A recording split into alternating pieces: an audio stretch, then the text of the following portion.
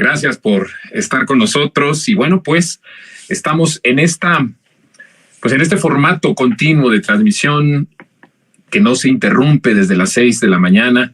Es un esfuerzo periodístico, es un esfuerzo que hace este gran equipo de Sin Censura, y estamos todos juntos desde las 6 de la tarde hasta las 4 de la tarde. Así que quédese con nosotros porque tenemos temas importantes, interesantes. Escuchaba yo al maestro Francisco hablar con respecto a Carlos Slim, y creo que es un tema que es muy interesante, fíjense, porque sí creo, y eso hay que decirlo, que en el análisis que hemos hecho aquí nosotros, en los monólogos en Resentidos, sobre qué está pensando los potentados, yo he sido muy insistente en que estos empresarios, por más cercanos que puedan estar en algún momento de Andrés Manuel, porque con Andrés Manuel hay una historia de Carlos Slim muy, muy interesante que data de muchos años atrás. Hay una amistad, si se le puede decir así, amistad. Yo siento que hay un aprecio, ¿no?, mutuo de parte de Carlos al presidente, que siento que es personal más que de cuestión del proyecto. Ojo, que eso es muy importante. Hay un aprecio personal de Slim a López Obrador, y hay una estima también de partes correspondido, me parece, del presidente Andrés Manuel a Carlos Slim. Entonces creo que hay ahí un aprecio personal, pero que no tiene que ver absolutamente nada en la cuestión del proyecto. Carlos Slim pues es una persona que desde que Andrés Manuel fue jefe de gobierno tuvo mucho acercamiento con él. Hicieron buen equipo en la remodelación del centro histórico, que era además una de las cosas urgentes en la Ciudad de México, que el centro histórico fuera remodelado, que el centro histórico fuera mejorado, y había mucho tiempo que no se le ponía, no se le daba como ahí una remodelación, y Carlos Slim fue un empresario clave para que se llevara a cabo todo esto. Entonces desde ahí hay un entendimiento. Pero por supuesto que hay que hablar que por más que haya estos acercamientos, la oligarquía siempre va a ser la oligarquía, ¿no? Eso creo que es importantísimo señalarlo. Los empresarios, los potentados, y sobre todo con las características de Carlos, ¿no?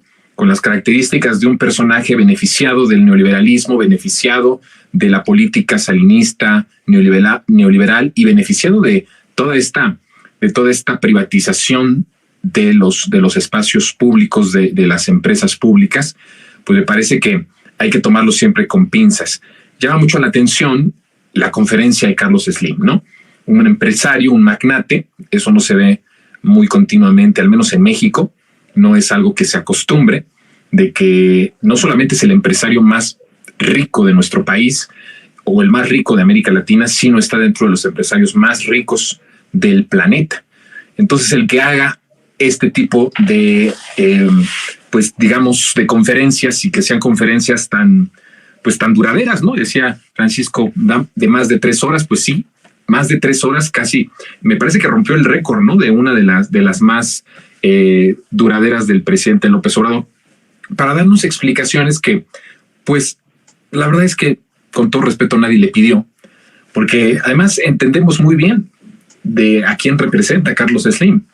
Y como personaje nos puede caer bien o nos puede caer mal, y también podemos reconocer que mucho ha él mismo reconocido también, ¿no?, el funcionamiento. De hecho, cuando habla de la economía, Carlos Slim dice que va muy bien, que en ese sentido va muy bien el proyecto de la 4T, y hace un énfasis de que no en la cuestión de seguridad, y hace una crítica al ejército.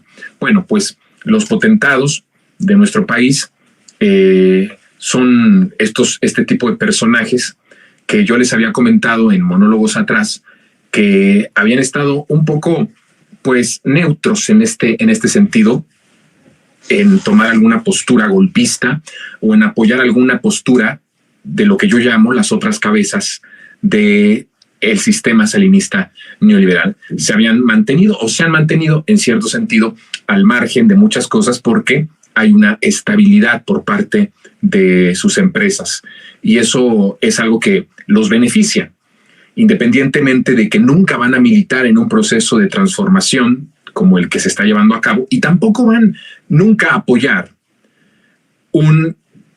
la fundación de un país nuevo. Yo ya he explicado aquí todo lo que significa el que estemos fundando y el que estemos construyendo, edificando, diría yo, una patria nueva. Porque cuando vas creando una patria nueva tienes que crear una nueva política económica. Y esa política económica que está basada en el pueblo, que tiene como objetivo principal y pone al centro como medular de todos los recursos del Estado y de todo lo que tiene que orientarse de los recursos públicos a la gente, cuando se pone al pueblo en el centro, eso nunca va a gustarle a las oligarquías. Por supuesto que nunca les va a gustar. Ellos preferirían que los recursos fueran hacia arriba, se concentraran arriba y que ellos nos repartieran migajas de lo que se les cae de la boca. Entonces, eso es lo que pasó durante muchísimo tiempo. Hubo un momento de la voracidad, porque yo he dicho que el sistema neoliberal salinista tiene un toque muy depredador en nuestro país. Sin duda que ha dejado estragos en todo el mundo. La política neoliberal en el mundo ha sido un desastre, sin duda alguna, y ha empobrecido muchísimo. Pero en el caso mexicano, hay un momento en la historia de que se implementa, a partir de que se implementa el sistema, el régimen salinista neoliberal, muy voraz, en el que ni siquiera permitían que las moronas que se les caía del hocico cayeran al pueblo.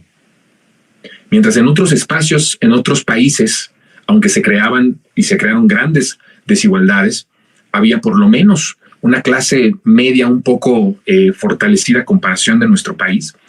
Era porque sí dejaban que las moronas que se les caían de la boca pues quedaran hacia abajo, salpicaran, y que las recogieran los demás. En México hubo un momento en el que hasta lo que se les caía del hocico, es una escena muy grotesca, pero es la mejor forma de poder describirlo, que hasta eso lo agarraban con las manos y se lo volvían a meter a la boca. Ese sistema es del que viene Slim, es hijo, heredero de esa política.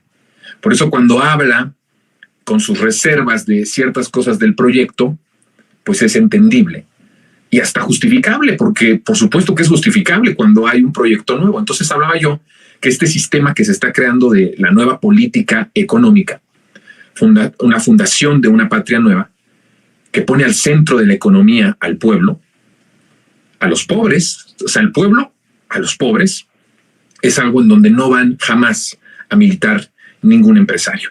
Porque esto significa que el país se va a fundar a partir de la prioridad de los pobres y no de los ricos. Ellos no entienden esta ecuación, no entienden el cambio de la fórmula. Les parece estúpida, les parece horrorosa, les parece perversa, porque están acostumbrados a un sistema del cual pudieron mamar lo suficiente para poder justamente tener el poder que ellos tienen. Cuando hablamos de Carlos Slim, estamos hablando acaso de uno de los personajes, de uno de los empresarios, que es la perfecta imagen de la creación de la clase oligarca de nuestro país, que se formó a partir del sexenio de Carlos Salinas de Gortari. Por eso es entendible hasta cierto punto las reservas que tiene. Sin duda esto provoca que haya división, ¿no? Y sea muy mediático. Bueno, hoy la primera plana de la jornada, por ejemplo, pues es el dicho de Carlos Slim y ha sido tema de diferentes espacios. Aquí mismo hemos estado tratando este tema y lo estamos tratando ahorita, porque es importante en el sentido de que es la voz de uno de los oligarcas hablando de lo que está pasando en el país, hablando de su vida, hablando de su situación como empresario. Ahora resulta que, bueno, pobrecito Slim, ¿verdad? Pobrecito, está en la quiebra, ya el negocio de Telmex pues ya no es negocio, dice. Ya me arrepentí de que me lo hayan regalado, ya me arrepentí de que me lo hayan entregado, ya me arrepentí de haber sido el prestanombres de Salinas. ¿Se acuerda de todo esto que se dice? Bueno, esto del prestanombres, en esencia, ni siquiera es que sea un prestanombres como tal. No se necesitaba. Lo que pasa es que hay que entender, como lo hemos explicado aquí, que Carlos Salinas de Gortari, me parece que una de las partes más importantes del régimen que inició con él, del cual él es el ideólogo, él es el padre, ¿eh? Él es el que de alguna forma le pone el acento mexicano, le pone la parte mexicana al sistema neoliberal que ya era dominante en la década de los 80s. Y entonces, por supuesto, con la hegemonía estadounidense, el levantamiento de este gran imperio, que ponía las condiciones políticas, económicas y sociales del mundo. Y por supuesto, en México, pues éramos los primeros afectados o de los primeros afectados por compartir tanto con ellos, depender tanto de ellos y además el compartir tantos miles de kilómetros de frontera. Entonces, una de las cosas que Carlos Salinas de Gortari hizo cuando llega al poder era crear una oligarquía mexicana que defendiera y que hiciera como suyo el proyecto político y económico. No podías tú poner a los empresarios, a los oligarcas, además es que también hay que ser un poco más serios en esto, ¿no? Porque hablamos de empresarios y yo creo que un empresario tiene que ver con un emprendimiento. Y me parece que los oligarcas mexicanos no son empresarios, no son emprendedores, son beneficiarios, herederos, por decirlo de manera hasta elegante y de manera educada, de todo eso. Por eso decía, Carlos Slim es un hijo del neoliberalismo, él es un hijo del sistema que se fundó en 1988. Entonces, cuando se empieza a crear esto, se necesitaba una oligarquía que tuviera un sentido de pertenencia, de que el país era suyo. Y la única forma de que una persona sienta justo que le pertenece el país y por lo tanto en un futuro iba a poder defender ese proyecto con sus garras, con sus dientes y con todo, al grado de en algún momento proponer en una reunión de potentados matar o asesinar al candidato Andrés Manuel López Obrador, pues es simplemente dándoles al país, dándoles a cada uno una parte del país, para que ellos tuvieran un sentido de pertenencia. Esto sucede mucho en las empresas. Hay veces que cuando, en las grandes empresas, evidentemente, no en las medianas, en las grandes empresas, lo que se acostumbra mucho cuando hay cuando llega una persona y está buscando crecer y se le llega a dar un aumento, ¿no?, de posición, en muchas ocasiones se convierten en socios. No es lo mismo, por más alto rango en una empresa, que tú seas el gerente de algo, al que seas el dueño de algo, al que tengas algo de las acciones de la empresa, que te dé un sentido de pertenencia, de que eres parte de esa empresa y entonces vas a dar tu vida por esa empresa. No vas a dar tu vida por una empresa que aunque te paguen muy bien, no es tuya, a algo que va a ser tuyo. Eso fue lo que pasó con Carlos Salinas de Gortari. Tuvo que entregar y crear una oligarquía y de una manera muy, muy fuerte para que no se sintieran, sino que en esencia fueran dueños del país y entonces pudieran ser ellos también los que defendieran a toda costa este sistema y este régimen de privilegios y de corrupción. Entonces, cuando crea Salinas, que es una de las creaciones más importantes del régimen, hay dos herencias. Hay dos herencias diferentes, opuestas. La herencia de Carlos Salinas es una de ellas, para estar en tono a lo que pasa y a la coyuntura de la conferencia de Carlos Slim. Fue la creación. Si ustedes dicen una de las herencias del salinismo neoliberal, de la fundación de este régimen salinista, ¿cuál fue? Pues la creación de la oligarquía mexicana.